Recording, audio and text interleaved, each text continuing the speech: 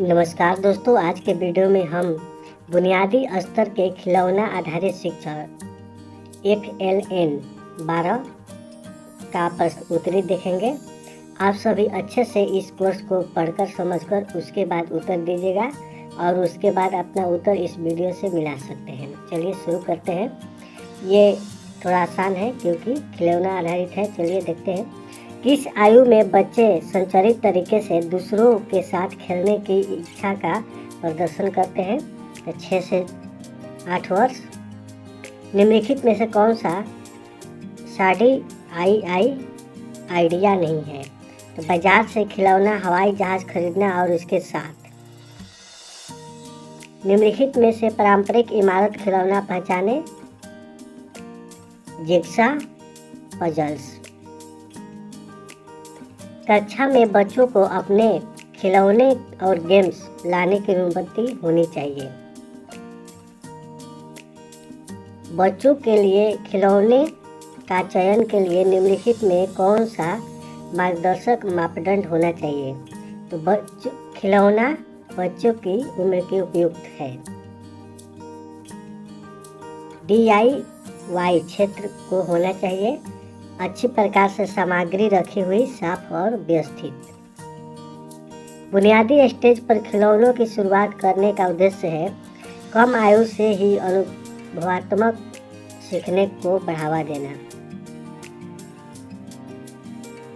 छोटे बच्चों के लिए बनाए जाने वाले खिलौना केंद्र में होना चाहिए। खिलौने और आयु उपयुक्त हस्तकौशलीय सामग्री। स्वदेशी खिलौनों बच्चों को किसके साथ संबंध करते हैं? तो संस्कृति। दोस्तों, अगर पूरा क्वेश्चन एक साथ आपको चाहिए तो मेरे साइट पर चल जाइएगा easyboard.in, नहीं तो मैं इसका लिंक दे दूंगा वीडियो के डिस्क्रिप्शन बॉक्स में। और दोस्तों, अगर आप बिहार के शिक्षक हैं तो मेरे चैनल को जरूर सब्सक्राइब कीजिए ताकि मैं बिहार के शिक्षक संबंधी अपडेट देता रहता हूँ। बुनियादी स्टेज पर एक बाल अनुकूलन कक्षा में कौन सी पद्धति का प्रयोग किया जाना चाहिए? तो खेल खिलौने आधारित बाल केंद्रित पद्धति। कैलाइडोस्कोप किससे बनता है? कार्डबोर्ड, कांच के टुकड़े और कुछ अव्यवस्थित चित्र। बच्चे वस्तुओं को जोड़ तोड़ करना पसंद करते हैं क्योंकि वे स्वभाव से ही सीखने के लिए उत्सुक और जिज्ञासु होते हैं।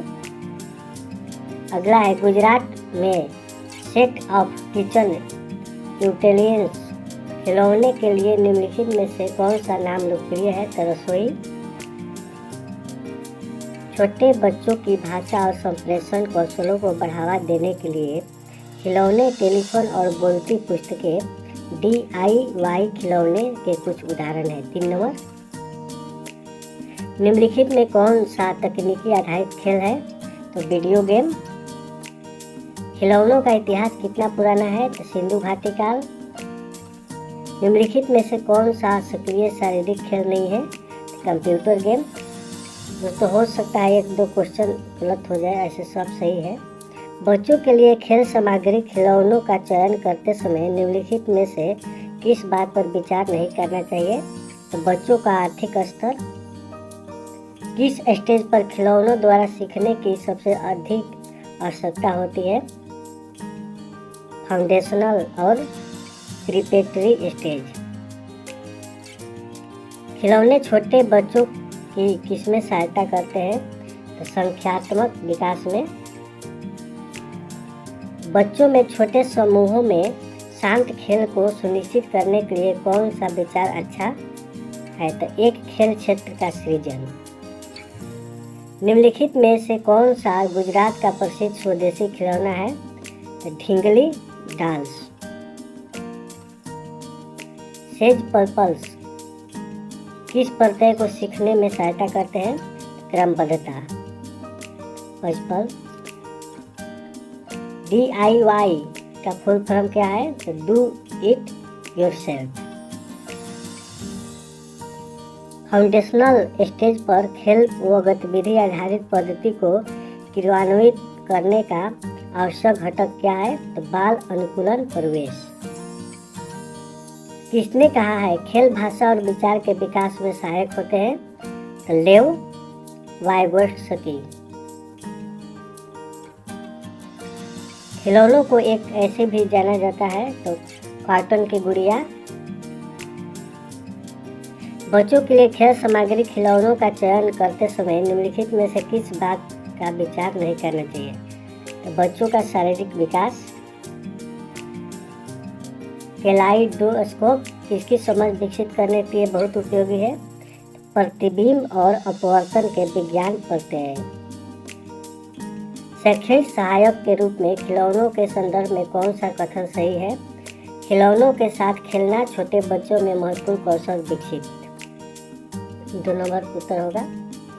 खिलौनों और शैक्षणिक खेल सामग्री को नहीं होना चाहिए विकासात्मक उपयुक्त सांस्कृतिक रूप से अप्रासंगिक।